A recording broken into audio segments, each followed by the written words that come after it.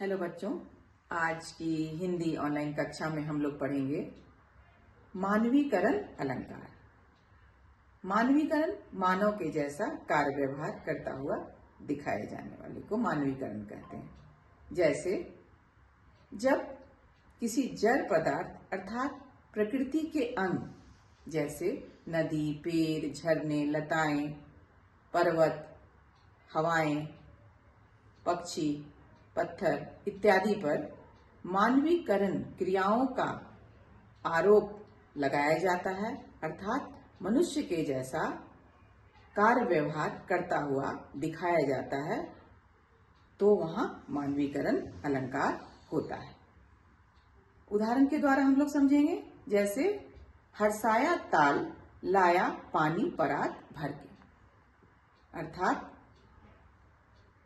मेहमान के आने पर तालाब के द्वारा परात भरकर पानी लाने, यहाँ पे पानी लाने का यहाँ बताया गया, दर्शाया गया है। यहाँ मानवीकरण अलंकार होगा। आइए देखते हैं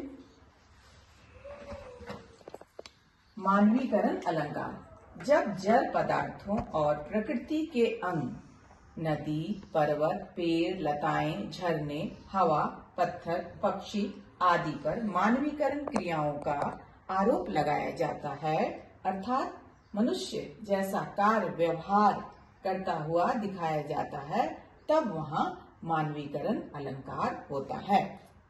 अभी मैंने बताया था आप लोगों को, जैसे हर्षाया ताल लाया पानी परात भर के। यहाँ देखिए इन पंक्तियों में यहाँ मेहमान के आने पर तालाब द्वारा खुश होकर पानी लाने का कार्य करते हुए दिखाया गया है ना।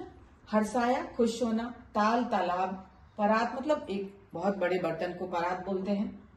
ऐसा लगता है जैसे मेहमान के आने पर तालाब इतना हर्ष से भर जाता है, खुश हो जाता है कि खुश होकर पानी लाने का कार्य करते हुए दिखाया गया, क्योंकि तालाब में बहुत पानी रहते हैं ना, जल रहते हैं ना।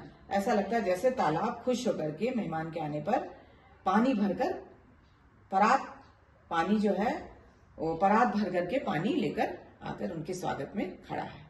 तो यहाँ मानवीकरण अलंकार होगा, क्योंकि मानव के जैसा कार्य व्यवहार करते हुए यहाँ बताया जा रहा है। ठीक है।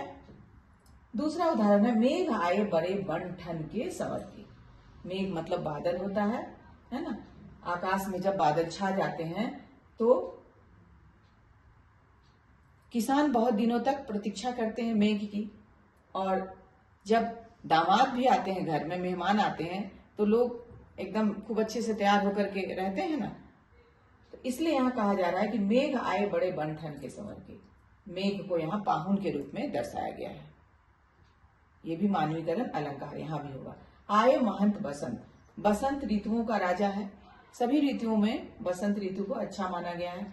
उनको बसंत ऋतु को महंत का दर्जा यहाँ दिया गया है कि बसंत ऋतु जब आती है तो क्या होता है, चारों तरफ एकदम खुशहाली छा जाती है, ना अधिक ठंड रहती है ना अधिक गर्मी रहती है। तो ऐसा लगता है जैसे कोई संत, महंत जो है, महंत मतलब संत कोई आ गए हैं, जिनके स्वागत में हम लोग इंतजार कर रहे थे इतने दिनों तक बसंत ऋतु का।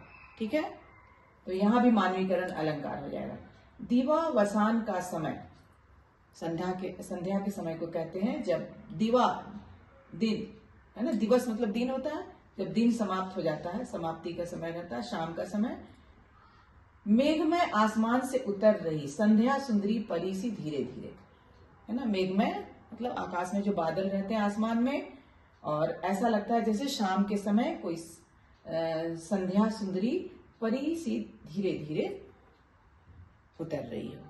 शाम की समय का यहाँ वर्णन किया गया, और संध्या काल को कोई सुंदरी का सुंदरी के समान कहा गया है, कोई नवयुवती के रूप में दर्शाया गया है।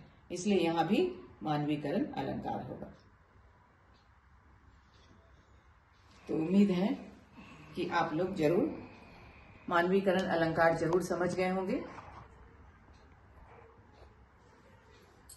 यदि मेरा वीडियो आप लोगों को समझ में आ रहा होगा तो कृपया लाइक, सब्सक्राइब एवं शेयर जरूर कर दीजिएगा।